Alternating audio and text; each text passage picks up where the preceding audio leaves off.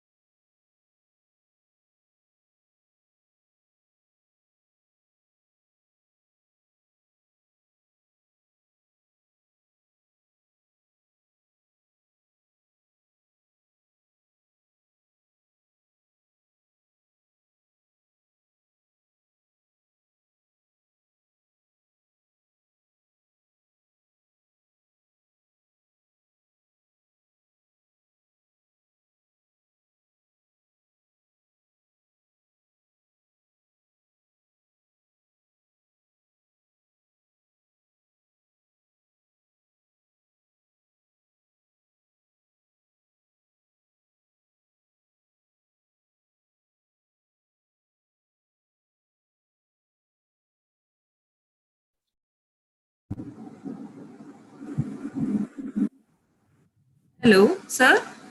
I think it's already 10:05. Okay, we can start. Yes, of course, we can start. So, before starting, let me please share something about you to our students. Let them know who are you and why we are doing this webinar today. So, Sure. students, hello, good morning, sir. So, Good this is morning, sir and ma'am. Good morning, sir and ma'am. Morning, sir and ma'am. Morning, sir and ma'am.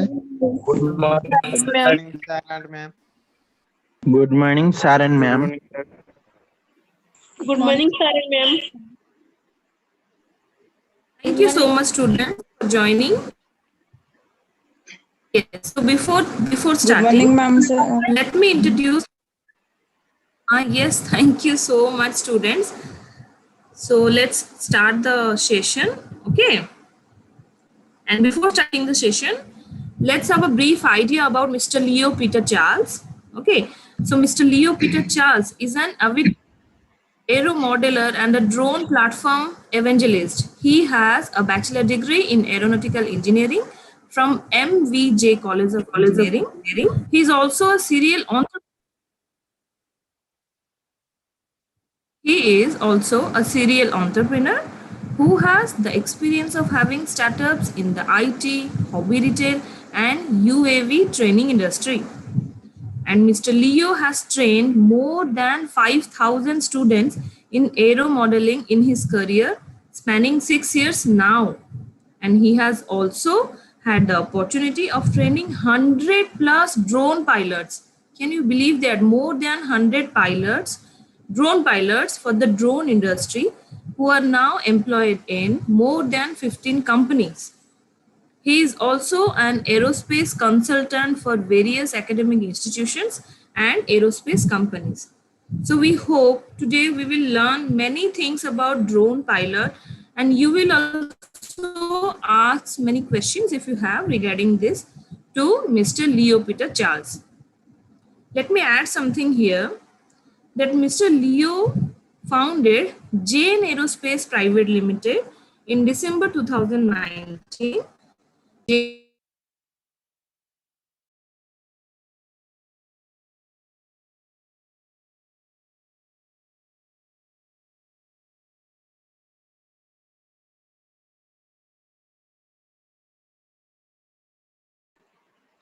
Ma'am, you will have to unmute yourself. Yeah.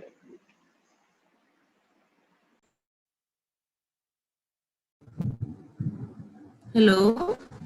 Yes, ma'am, you can go on. You're audible. Okay, till now, am I audible? Last 10 seconds, you were not Okay, I was just telling about your company, sir, that how audible. you found JMA in 2019 December, and now JMA is the first aerospace ecosystem startup whose primary purpose is to assist the aerospace industry in scaling up. We are really grateful to have you with us, sir, and we know it. This session will must help our students to boost their career in such a like dynamic career that is drone pilot. So I hope this session is going to be very useful for our students. And thank you so much once again. Over to you, Over sir. to you, sir. You can start now. Thank you. Thank you so much for that introduction. It's indeed a pleasure to be talking to the students of ITI. Last year, I was in Bhubaneswar for 60 days, where we were flying for the Cuttack and Bhubaneswar Commissionerate, and I also had the opportunity to train under the Odisha Skill Development Authority faculties of both ITI Bhubaneswar and ITI Cuttack. And that relation has been there all along.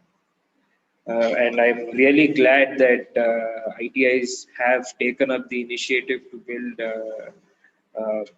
drone technicians and engineers and pilots. So this has been tremendous for all the effort that we put way back in the month of May in 2020. And I'm really happy about the progress, and I've also seen that a drone center of excellence has been set up, and then there was a fixed wing drone that was also made at your location in collaboration with IG Drones. So it's really wonderful how ITI is progressing, and it's really an inspiring thing for all the ITIs around the country to take this program up so that we have become self-sufficient in the segments of things.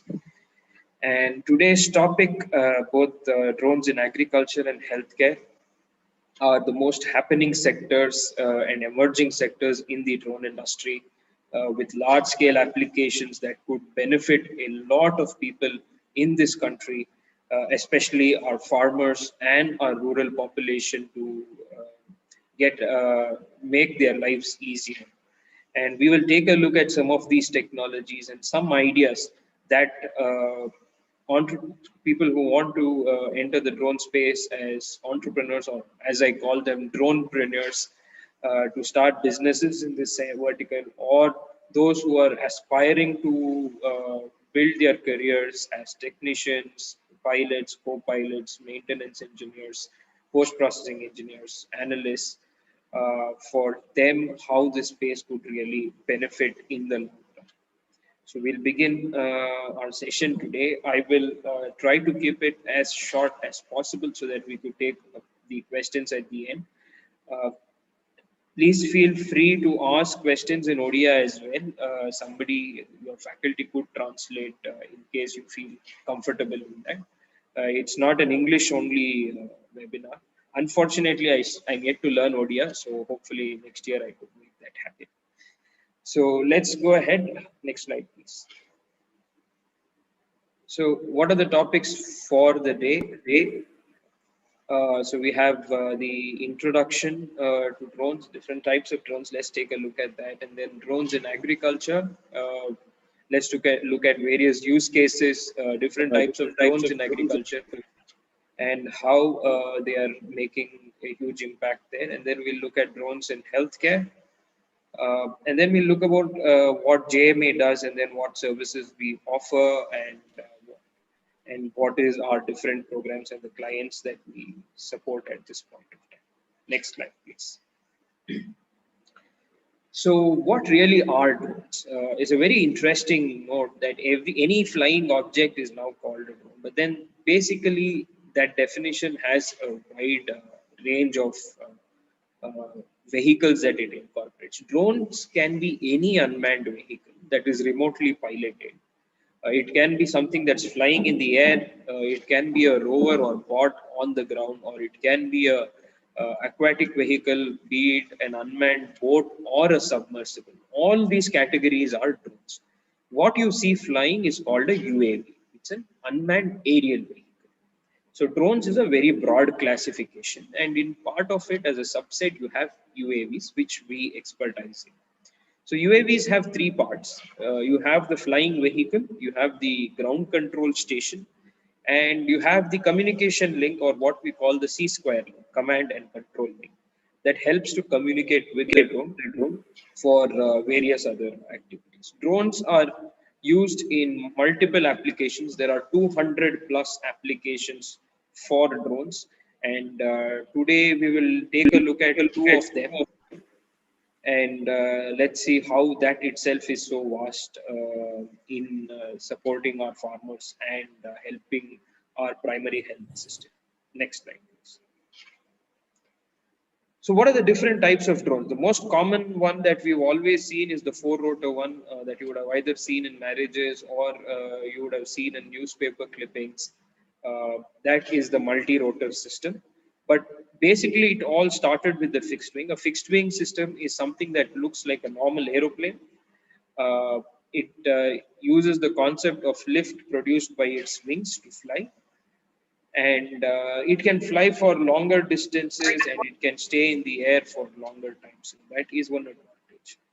And the other type of drone that we have is the rotary wing drone, with which the first part is the helicopter. This is the helicopter drone, or the single rotor drone. Its advantage is it can take off vertical and land vertical. It doesn't need a runway to take off. It can carry a lot of payload, and it is very agile, meaning you can control it in you can put it into tight turns.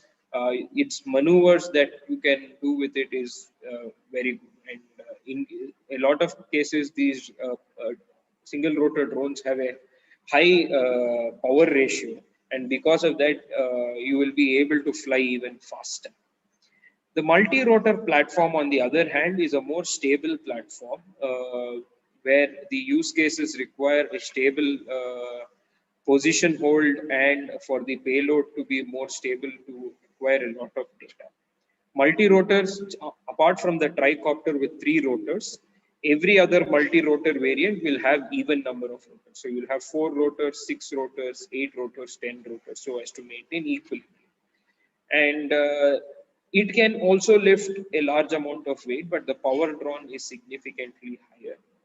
But it's a very stable platform, and it's very easy to fly as well. Now, this fixed wing, the single rotor heli, or the multi-rotor are the 3 basic drone types, or the UAV types, for better understanding. Apart from this, we have the hybrid VTOL. What you see here is the Switch UAV from IdeaForge. This drone takes off and lands like a multi-rotor because of the 4 rotors that you can see on the boom, but it flies like a fixed wing using the lift produced by its wings in forward flight. And again, when it has to land, Again, when it has to land, the challenge is, or the benefit is, it will land straight down. So that is one advantage. For a fixed wing, you will either need a catapult launch or you will need a runway to take off. So this is a hybrid VTOL which mixes the concept of fixed wing and multi-role. The ornithopter is a bird-like drone. If you've seen the movie Uri, you would have seen this. This actually exists. Uh, this flies like a bird by flapping its wings. It has multiple different applications. In the more industrialized nations in the West, they use this drone to scare away birds because single land holding in India, more farmers have very small plots of land. But in the US and Europe, each land holding will be in thousands of hectares. So that place they use this to scare away birds now. And also this is used at airports to again scare away birds so that you don't have bird strike to the aircraft. That is that is the major use case at this point of time. The aerostat is a drone that is using the concept of buoyancy. Now, what is the concept of buoyancy? If you have anything lighter than the surrounding medium, then that object will float. Like example, if you put oil in water, oil will float. Similarly, air is majorly made up of nitrogen, oxygen, and carbon dioxide, and other rare gases. Now, if you fill this balloon with helium, it becomes lighter than the surrounding air, so it will rise up and it will stay there. So, using that concept of buoyancy, these aerostats stay up in the air for a long time. You can put this on the border where you need long-term surveillance without maximum power consumption. Because of that, you can use these aerostats. So they're generally used in borders or used to study weather, or they've even flown over any cricket or any other sporting event where you will need to have a long-term video feed from the air. Helicopters, it becomes very difficult to do that. So today, drones have replaced helicopters, and in most parts, they've even replaced some amount of aircrafts as well in a lot of military and commercial applications. Next slide.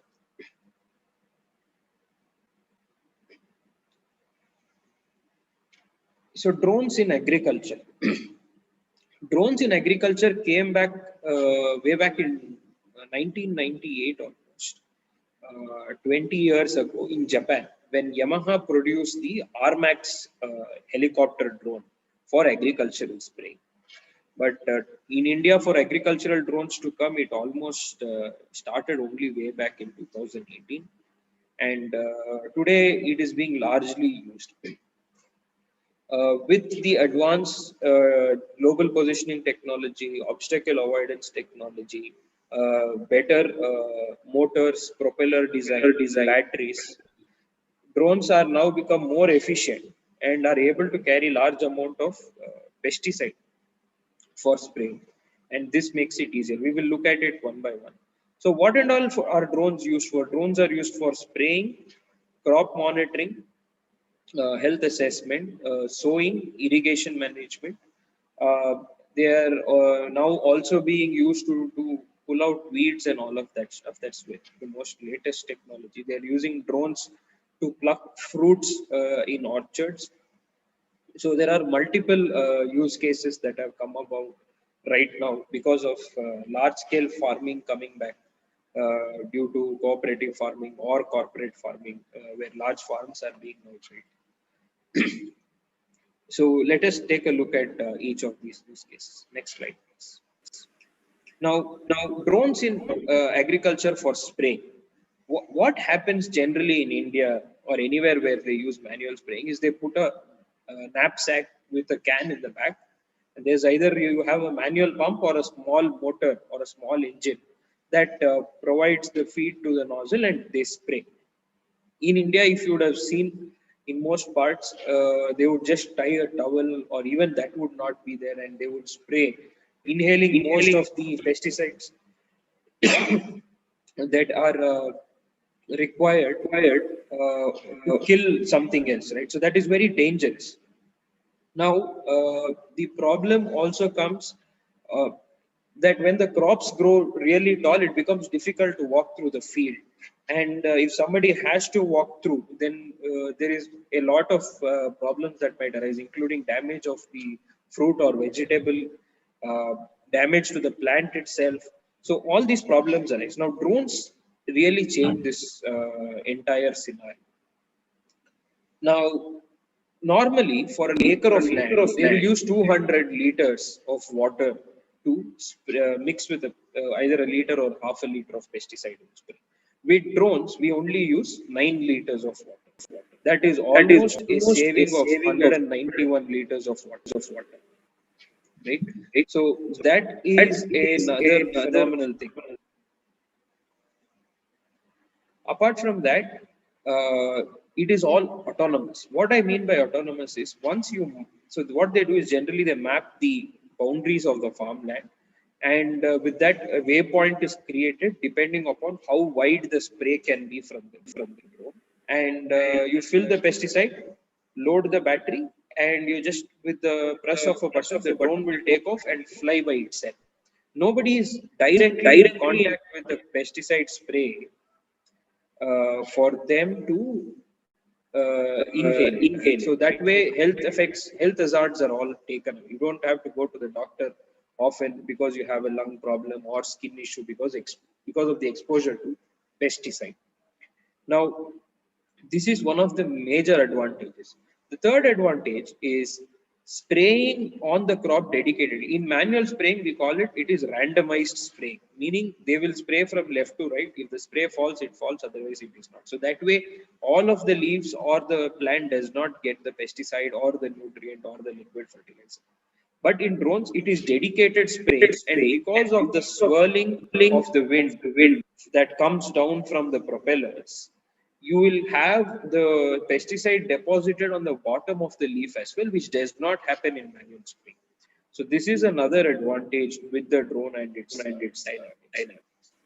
And manual spraying, you can spray about 2.5 to 3 acres max in one day. With drones, you can spray a maximum of 50. And today, if everything goes well with newer technology, we can spray up to 100 acres in a day, which means availability of spraying equipment is going to always be there for the farmer, and he does not have to miss his or her spray cycle and lose the produce. So that is one of the other major advantages that drones give. And apart from this, you can also fit seed dispersal units to do sowing. You can put fogging mechanism to do fogging, another way of spraying pesticides. And with PPK and RTK based GPS systems, you will get very precision spraying as well as accurate spraying, because the drones will fly with very high GPS precision. So let's take a look at how this is done. Next slide.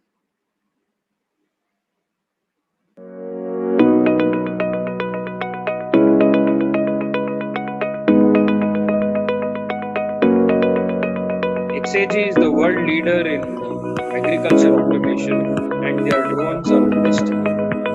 A Chinese-based company that has been providing drones all over the world for agriculture.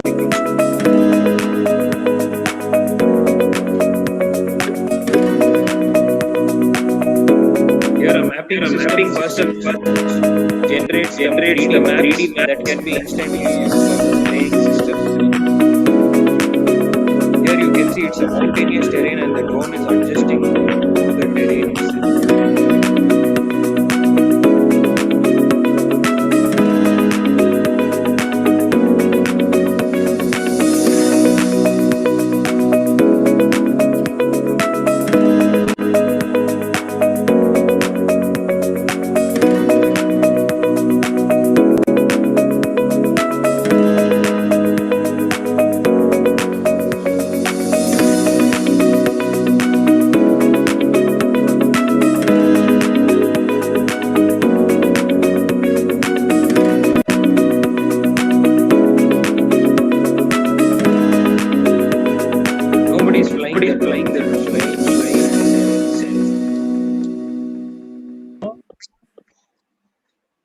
So another advantage that the drones possess, or the dispersal system possesses, is it can produce very fine droplets from anywhere between 70 to 150 microns. Meaning these droplets will get adhered to the leaves. In the sense, it will stick to the leaves. It will not roll and fall down into the soil. So that's another advantage. You can think of it like the very mist or for mist type settlement on leaves early morning, the dew settlement. Similarly, the same way the spray from the drone will also settle on the leaves so that it reduces the wastage of the pesticide or any liquid fertilizer or micronutrients. Next slide. So crop monitoring is a concept where you understand the health of the crop before you actually see the problem. This helps in resolving issues faster before it's too late, where medicines or any other chemicals will also not work on. Here they use multispectral cameras, camera that takes pictures in RGB spectrum, this red, green, and blue spectrum of the visual range of electromagnetic waves, and in near infrared and infrared spectrum, as well as ultraviolet. So, in all these, it takes pictures, and based on the different health conditions of the crop, you will get different colors in these pictures. What we can see is only normal light, but when you see in infrared, plants behave, if they have a disease, they will behave differently. Just like think of when you are sick, you have fever, and when you have fever, first thing they will do is check temperature. Right? That is a measuring unit to see what is your body temperature. If it is above the standard temperature, then they will give you some medication. But for your plants to check, this is the fastest way to do it. You take multispectral imaging, and then reference it with existing photos or standardized documentation for different types of disease, and say, okay, this is the problem with the crop. You can that way find out if the plant is lacking fertilizer, if it has a disease, if it has a pest attack, if it has irrigation problems. All of this we can check. Also, we can monitor plant height. Now, if you have 100 acres, you will not be able to see all the plants in the 100 acres. So you will, based on plant height, you can also understand if the plants are growing evenly, or if in that location fertilizer is less or water is less. And because of that, uh, you can, let's say at one in the middle of the field, you see the plant height is less. So you can go and then resolve it before it is too late. Also, you can scout for weeds. Every plant has a different multispectral signature. So you can see other, if there are weeds that are unwanted that are growing in the plot, you can also use this multispectral imaging to see that. And you can always get soil analysis using multispectral imaging. You can understand how much water content is there in the water, and if the nutrients are correct. Because every element, every mineral, everything emits light in different radiation, and based on that, you can assess what is there in the soil as well, in the top layer of the soil. Let's take a look at it. Next slide.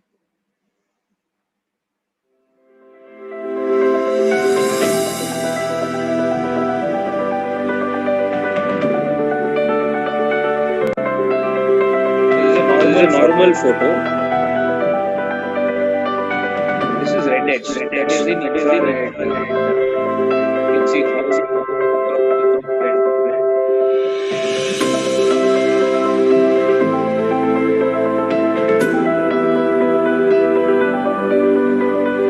all different algorithms that uses the different types of photos that are available to say what is going on. You can see. Now, for the normal eye, this is not possible. It is only possible using multispectral camera. But then you can't take the multispectral camera and walk through the field. It becomes very tedious. So drones make it faster.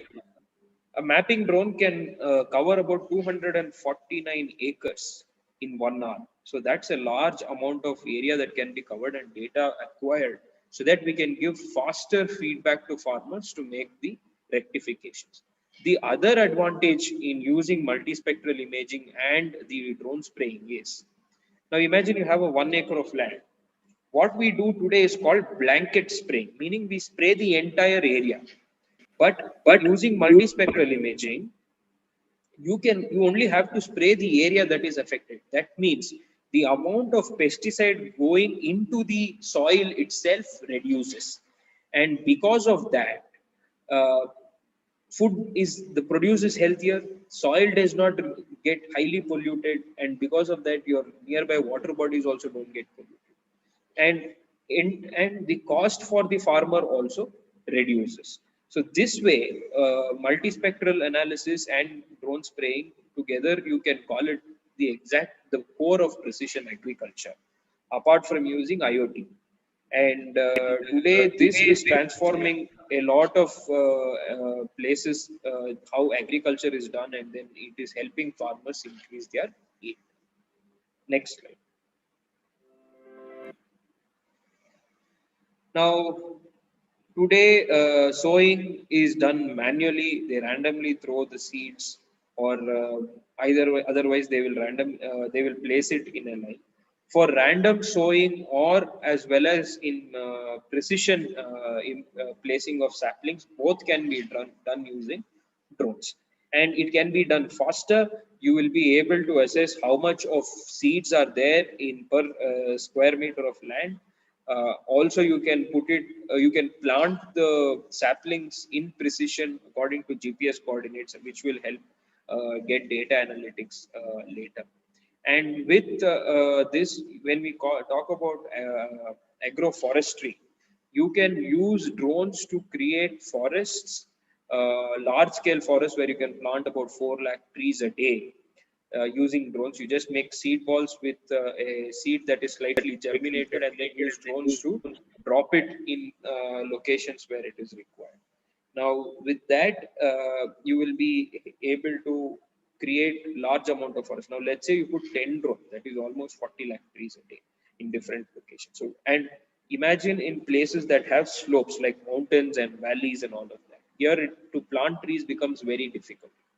You can use drones to do it, and you can create agroforestry where you can plant commercially viable trees that you can later use for your improving the economy. So let's take a look at it. For the last 5 years, the rate of deforestation was estimated to be 10 million hectares per year. This has accumulated to over 2 billion hectares of degraded land, causing increases in carbon dioxide in our atmosphere and a loss of biodiversity. The rate of land degradation today is still higher than land restoration. And at Dendra, we took on that challenge to reverse that. And today, we've achieved a milestone. We're introducing Gen 3, the new generation of aerial technology, including systems and drones that will revolutionize our capabilities to restore ecosystems at scale. The Gen 3 technology enables us to rebalance the situation, tipping in the favor of restoring biodiversity and sequestering carbon at scale. Each of our Gen 3 seeding drones is able to reseed up to 60 hectares per day, carrying 700 kilograms of daily payload. That's roughly the weight of 2 polar bears.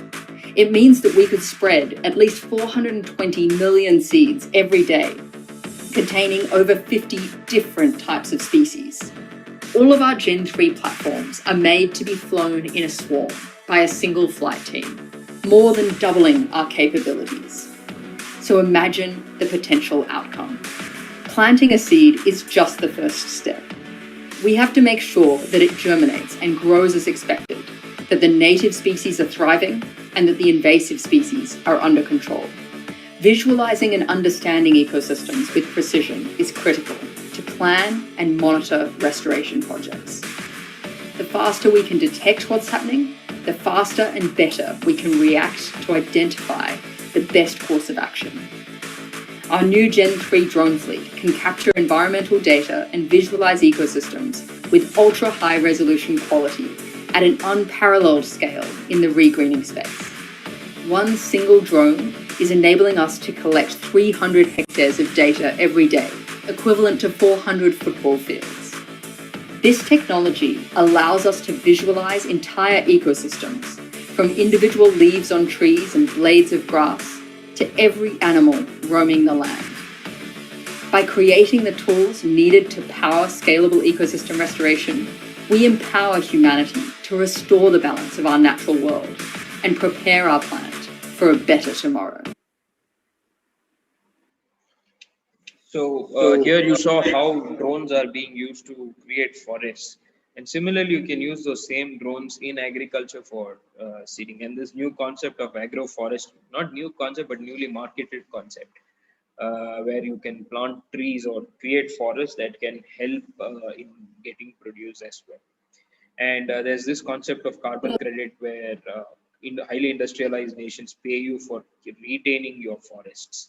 And drones can really help in that segment. So in irrigation management, again, as I said, today drones are needed to either map your water bodies to understand if dredging is required, how canals can be built, to understand evapotranspiration. Evapotranspiration is basically how much water content is there in your soil and how much of the water that is going on the soil gets evaporated or consumed. So based on both of that, you will be able to understand the quality of your soil as well. And using different types of sensors, you will be able to see the amount of moisture content as well as how crops are behaving to the water uh, in the soil. So irrigation management is not about only providing water, it is providing sufficient adequate water that is good for the plant. You can't put sewage water for agriculture. It is, so you need to know what exact elements are there in the water as well. And this you can understand by studying the riparian zone or the zone next to the river. Based on that, you can also assess water quality. And all of this needs to be done from an aerial platform, and drones are helping that happen. Next slide. Let's take a look at this video. Well, by 2050, we need to produce 60% more food than we are today from the same amount of land and water that we've got. So the only way we can do that is to be much more efficient with what we're doing and much more efficient with the water that we've got available for irrigation, but also be able to optimise the yield from our crops by having the right moisture at the right times. My name's Professor Jeff Walker, and the project that we've been working on here is around using autonomous drones for soil moisture mapping. Part of what this project was about was trying to put sensors onto a drone, but then also have this drone to be able to basically be autonomous in the sense that you mark the paddock that you want to fly, it automatically prepares the flight lines where it needs to fly. You effectively press the fly button, it goes and flies and captures and comes back and lands. You then plug it into your computer and it downloads the data and produces the map. My name is Nan Ye from Civil Engineering. We are working on UAV autonomous soil moisture mapping system. For agriculture application, soil moisture is a key factor for crop growth, and the farmer have to monitor the soil moisture condition and then decide the irrigation strategy. We started 2 years ago. We spent half a year to set up the UAV remote sensing platform, and then did some field experiments. We did a number of airborne field experiments for soil moisture mapping to calibrate and validate soil moisture products. The reason we choose UAV is it can give you more flexibility. You can fly almost any time you want, and you can have a very high resolution image, and then you can get a soil moisture in very precise scale. I think we can really put some more smarts behind this in terms of, well, this is exactly how much water is there, this is exactly how much water your crop needs, and then tailor your irrigation system so it delivers just the right amount of water. Then you're not wasting water to unnecessary evaporation or percolation or whatever. So in future, we would like to provide fully autonomous soil moisture mapping system help people to optimize their farming activity and irrigation. This project will help us to optimise the water use so that there is sufficient food available for generations to come. So here you saw how they check for the irrigation or soil moisture content. So the soil moisture is what is most important, because either flooding or lack of water can both destroy the crops, and it's very important to keep that in check. Next slide. So these are the few of the applications in agriculture. Tomorrow there might be a new application we really don't know, because I keep saying drone application is limited by human imagination. Somebody tomorrow can think of drones that can pluck mangoes. I think that will most probably to come, and that will happen. Today we have drones that are used to pluck cherries. You might have drones that can actually plant your paddy sapling. That also might come. There's all these options. You can think of anything and it is possible. And drones do not take away jobs. That's another thing that I want to tell, but then I'll talk about it in the end. It's very important that we make our agricultural practices automated and highly technology oriented, because we will require a lot of increase in food produce. Every year 2% increase in food produce is a mandatory thing. Otherwise we will not be able to feed India itself, let alone being able to export food grains. Today, at most of the times, because of adverse conditions and then improper data analytics, we are forced to import a lot of food from other countries as well. We will be able to stop this if we can use technology like drones in spraying, sowing, multispectral analysis, crop health monitoring, and all of this. We will be able to have a sustained, profitable agricultural practice in the country for the entire country, as a matter of fact.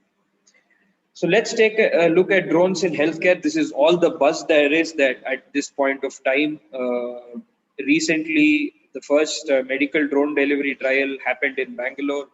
Throttle Aerospace, Narayana Hrudayalaya, and I think the other company was SpiceJet.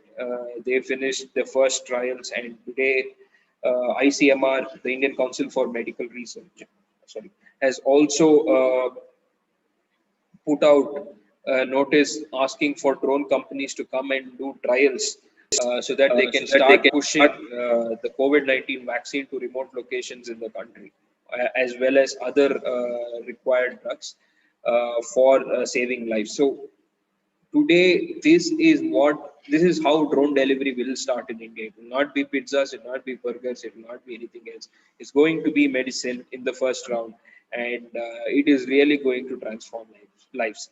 A very simple example is in India, 50,000 people die every year because of snake bites. That is because of lack of access to that anti-venom in time. So there are two parts to it: having access to the anti-venom and getting it in time.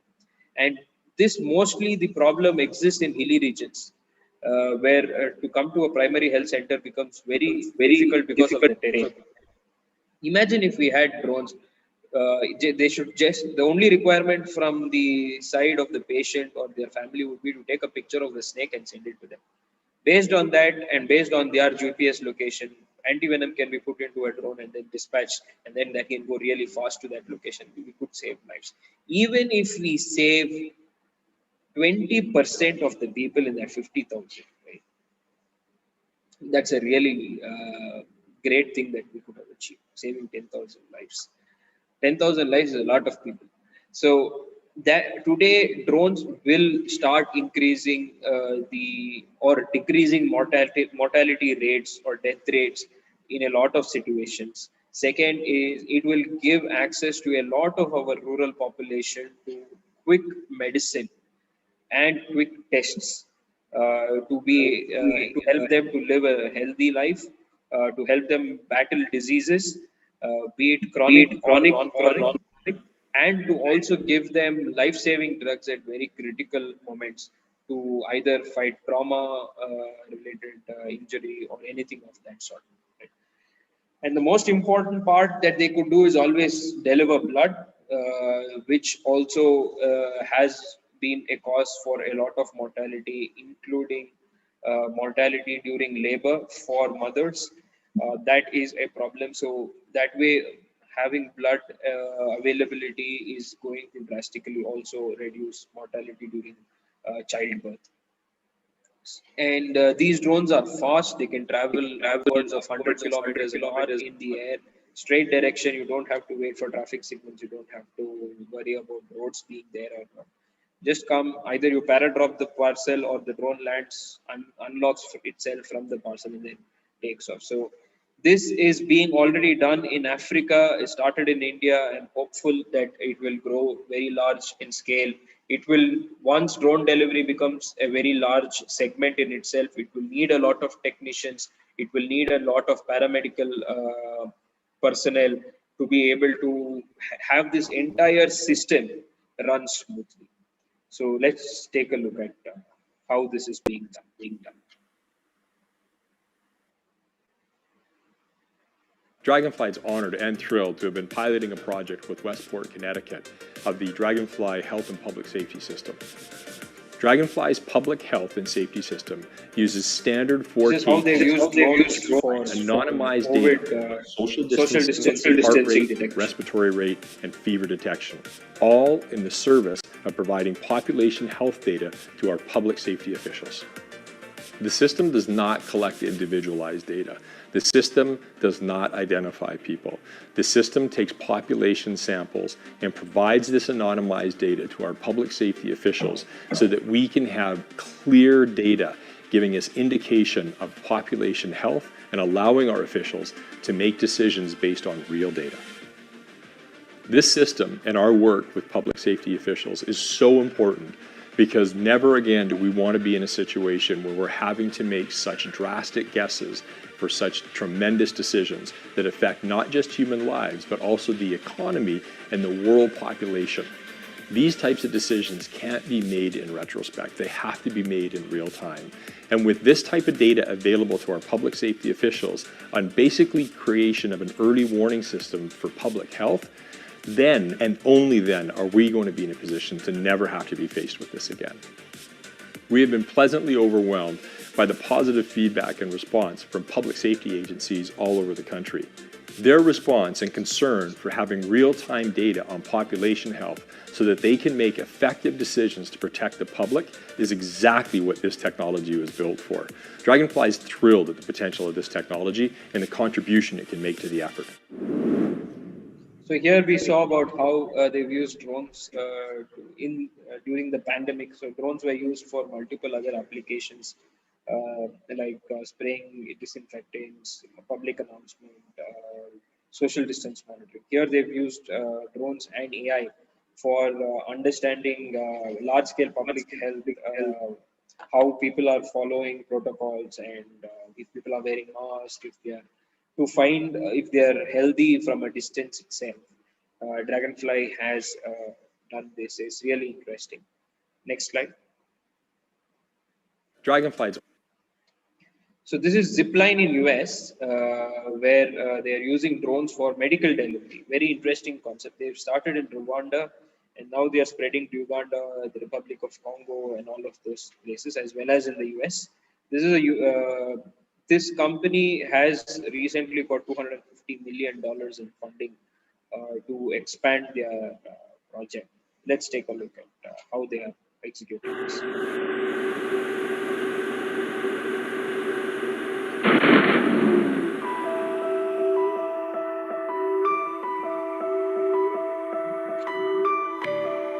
Since we started operating our first system in Rwanda more than a year ago now, we've been designing our next generation system from the ground up, incorporating all that experience of that first operation.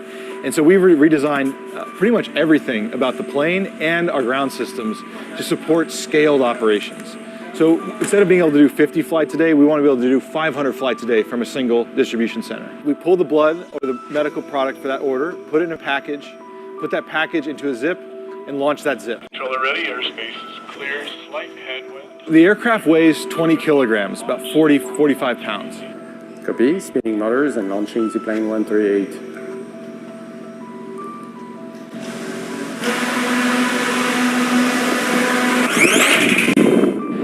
It has about a 10-foot wingspan, 3 meters, and it can carry about 3 pounds, 1.75 kilograms.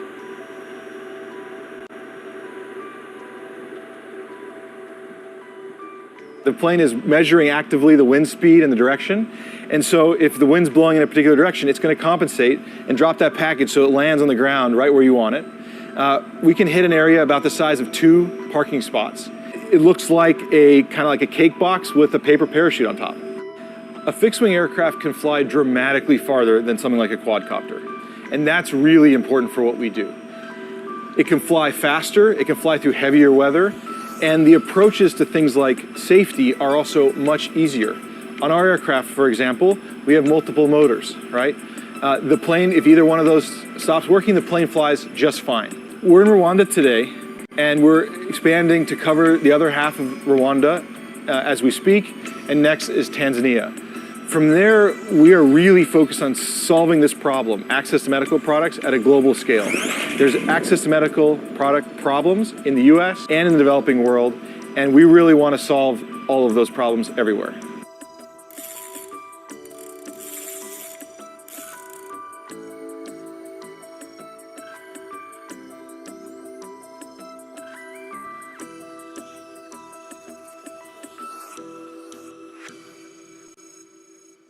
So here you saw how they are using drones for delivering the blood packets for transfusion, and because of this, the mortality rate during childbirth has come down to 0. That's a very significant achievement because of drones in the African region. Next slide. This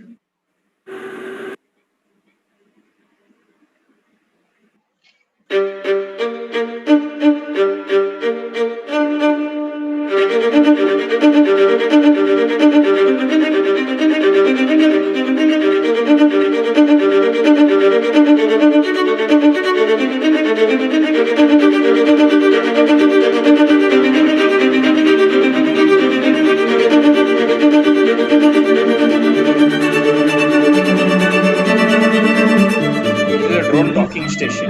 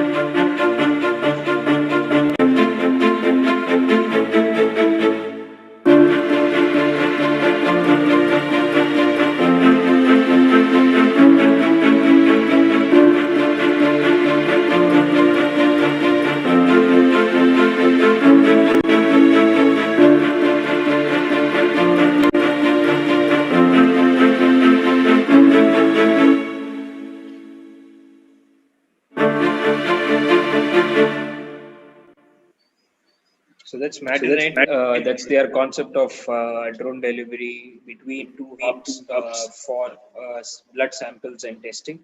This is another interesting use case where you would have your test results come in instantaneously, where the process of not having the sample stay overnight if it's not there. And this also helps in moving blood sample tests from villages to labs in urban or district headquarters, and that makes the entire process fast. So time is of an essence in most of the cases that we've seen now in the time of the COVID as well, and drones are making that happen on a very fast scale. Next slide. So this is a very interesting concept, drone ambulance. 112 operator, what is your emergency? It's my dad. I think he had a heart attack. Please help. He's not breathing anymore.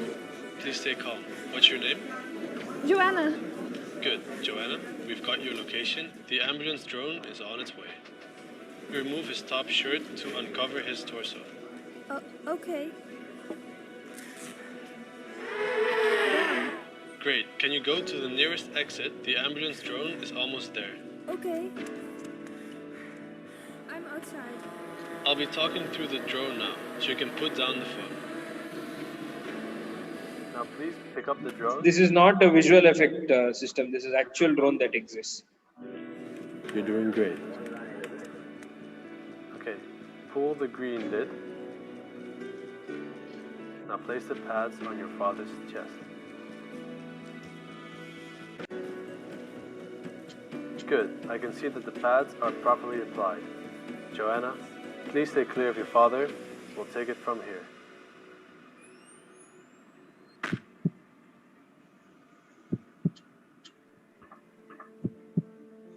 So the drone basically has a defibrillator. That's something that is used to jumpstart your heart in case the heart stops.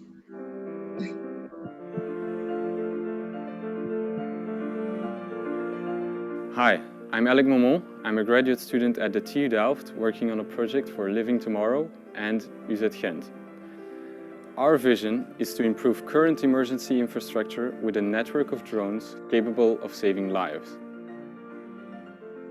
At over 100 km per hour, these drones create an ultra-fast response system capable of increasing this survival chance from 8% to 80%.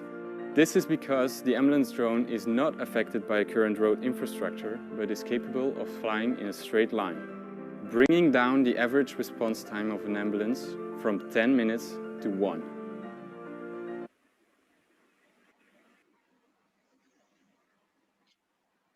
So this drone has a defibrillator, as I said, and then you can jumpstart somebody's heart. You can also send some medication and then help somebody who's nearby to use it and revive a person before a main ambulance can actually come.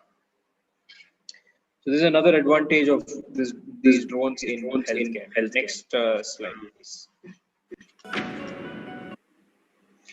So that's majorly about today's presentation, and we are right about time. Briefly about JMA, next slide. Started this company in 2019 to help other drone companies, drone enthusiasts, and dronepreneurs to scale their operations, because I felt there is a requirement for a support system to exist. We provide multiple services as a consultant, and to help our clients scale up their business and their technology. Next slide. Our services, we'll take a brief look at it. So this is what services we offer in our company. So infrastructure consulting for setting up of factories and machinery, skilled manpower support and client training in terms of training drone pilots, co-pilots, analysts, and also helping train clients of drone manufacturers. We do business consultation for building business models and financial charts. We help with investments with drone companies. We do government liaising for projects, QCI compliance consultation for getting your drone set up with QCI. R&D support for newer technology, and international collaboration with universities and OEMs across the globe to bring in new technology into the country. So this is what we predominantly do as an aerospace consultation. Next slide. Some of our clients who we've been regularly working with. Next slide. So Flight 100 is a program that we have. Next slide, I'll just talk about that. So Flight 100 is basically for entrepreneurs who want to start their business in the drone setup, where we are helping to help them to understand how business runs in a 45-day boot camp with all aspects of business and the technology, and then a 1-year support system for them to scale up their businesses. For 100 participants from across the globe, this is something that I've been building. If you're interested, you can always give your consent in the feedback form, and then we will get back to you. Apart from that, our advanced drone pilot training is another flagship program that we run, where we help students learn drone piloting and then help them with license now because we tied up with an organization. And then we get you jobs. So because one major part is there's a lot of requirement in the drone industry at this point, and being a drone pilot is the best way to make or start your career in the drone industry. Next slide. So drone applications are limited by human imagination. Always keep this in mind, because whatever you can imagine that can go on a drone, it can definitely go, and then that might even be a technology that you could offer to the world. So do not limit your imagination in terms of what applications drones can do, and then you will be amazed to see what drones could really outperform of what you think as well. So thank you so much for your patient hearing. We will take questions now. Thank you so much, sir. It's really wonderful to see so many career opportunities in drone technology, and also it's it's a really a revolution to the human society, especially in our Odisha. Also, there are so many villages where doctors can't reach or nurses can't reach. People are facing so many problems. So if this kind of technology will be introduced in this society or market, it will really be very helpful for the next generation. So I would like to request students. Students, I think all of you have gone through all this. Do you have any doubt? If you have No, questions, ma'am. you can ask. You can ask in Odia as well, ma'am. You can translate it for me. Okay, great.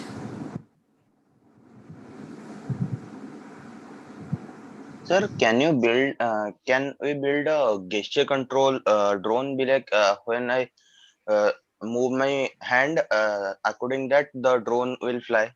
Yes, it is possible. It's already been built. Gesture control drones work two way. If you want to fly it nearby, then it can see your hand and fly. That is one.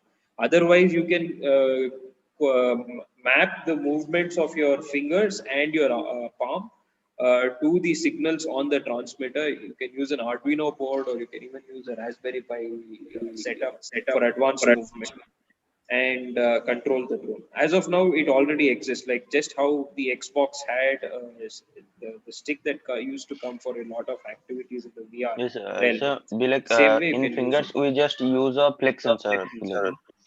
Sorry. Sir, in finger movement control, we just use a flex sensor for the finger movement read. Yes. So, however, you would do it on a regular board that is on the ground, a line following board or anything like that. It's the same mechanism on the drone as well. You just need to be able to control the PID gains as well as the PWM output from the ESC. So, if you can control both of that, or the signal that you send to the ESC based on the movement of your fingers, you will be able to control it. It's already done. So latest FPV drones and all of that, they come with a single stick that you can fly it with. It's not the regular remote that usually used to fly drones. I think there's some questions in the chat.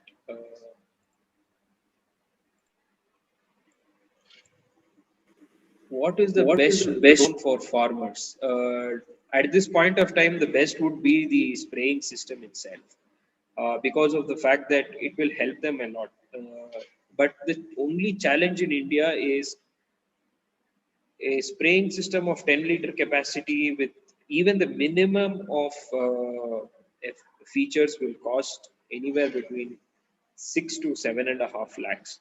And most of these running on batteries are also the batteries also become expensive. So I generally suggest farmers to take them on rent per acre basis, pay 400 or 450 rupees per acre.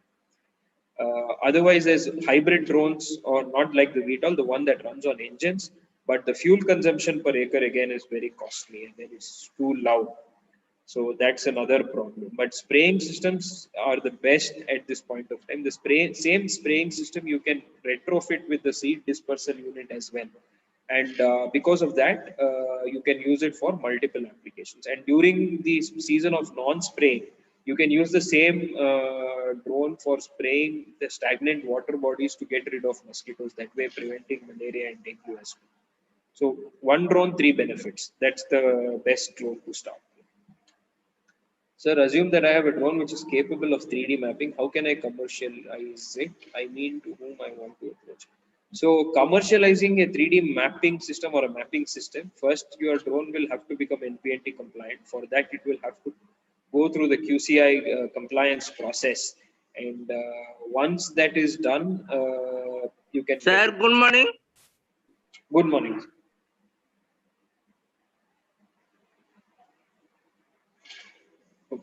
So I'll just, I think that's Siddharth's question. I'll just answer that. You will first need somebody to back you up in terms of capital for you to be able to commercialize that entire thing, because it's time consuming and it will cost you. Second, you will have, if either you become the manufacturer or you find a manufacturer to use those systems. Third, there are a lot of activities that are happening in the mapping segment, including the Swamvitva project, where 6.6 lakh villages are being mapped by the Survey of India under the aegis of the Ministry of Panchayat Raj. You can participate in that as well. But then initially you will have to get your drone approved. And then you will have to find a suitable manufacturing partner, or you will have to gain manufacturing expertise to commercialize that system. Sir, can we build a hybrid VTOL using Pixel flight controller? Pixel Yes. 2.4.8? No, not 2.4.8. I will not advise. You can go for Pixel Cube, either orange or the new X7 from CUAV, which are better. Yes, a CUAV Cube, the advanced one. Yes, correct. Yes, sir.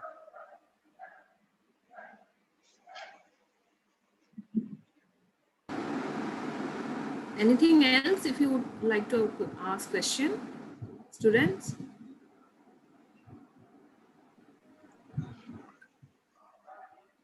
I think, sir, we will assume that there is no more questions. But Sure, yes, ma'am. the session is really very wonderful, and it has given us so many knowledge about drone. And also we would like to think about drone technology, where the students are not able to think about this as a career, because they are thinking that maybe career in drone technology, how will it go and how can So I be a if they're a drone pilot, I'll give a pilot? small example. If they want to become a drone pilot, let us say with all, even if government is ready to subsidize and all of that, the license and everything will roughly cost them 1 lakh. But once you get that, your salary starts off at anywhere between 27 to 30,000 a month. Apart from your food, local transport, all of that being taken care of. So majority of what you receive in terms of your salary is savings. So investing 1 lakh, you will be able to make that back max in 4 months. I think that's the fastest any skill can provide back. And then the ability to travel all over the country and fly different types of drones. And I have flown drones in all parts of the country, be it in Odisha, be it in Madhya Pradesh, be it in Rajasthan, be it in Uttarakhand, be it anywhere in South India. I've flown drones everywhere. And that's one big advantage that you get. And you get to work with a lot of leading government institutions. I have worked, as I said, with Cuttack and Bhubaneswar Commissionerate. I worked with OSDA. I worked with National Disaster Response Force, the Indo-Tibetan Border Police, Bangalore City Police. We work with a lot of other organizations like the Delhi Metro and all of that. So working with drones, because you are in advanced technology, your exposure to the world will also become very drastically different, which you might not get in other trades. That's another advantage for that you will benefit from in the long run. Of course, better your experience, higher the pay, and in the drone industry, that pay becomes hiked faster because of the huge demand that is there for drone pilots.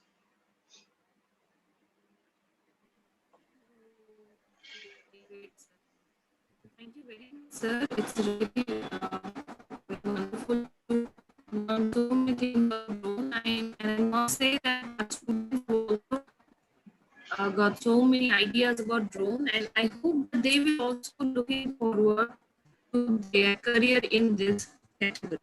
And of course, it is really a very great thing if 27 or 30,000 if you are getting your salary, and it's a great thing for IT student at least.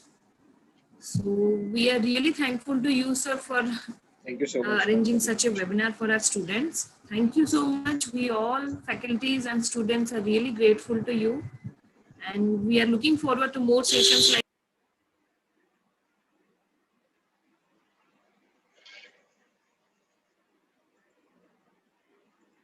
Thank you so much, sir, for taking a valuable session. Oh, thank you, Sunita ma'am, for the opportunity. Hopefully, your students benefit from this. So I will No, take sir. my leave. Have Yes, another sir. meeting to go to. Thank you Yes, so sir. much Thank for you. the opportunity. No, you can always reach out to me whenever there is a requirement. There's so many more applications that we could talk about. Maybe sometime later in the year we can have another webinar for me to introduce them to industrial applications. Great. Thank you, sir. Thank you, sir. Thank you very much. Thank you so much. Have a nice day. Thank you.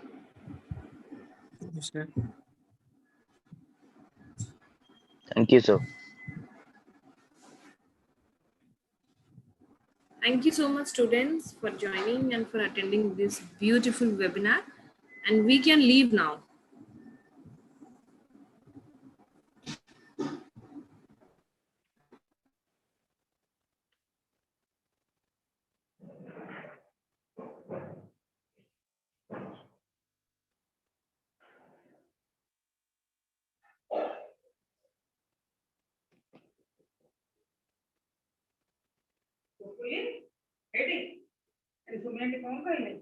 No.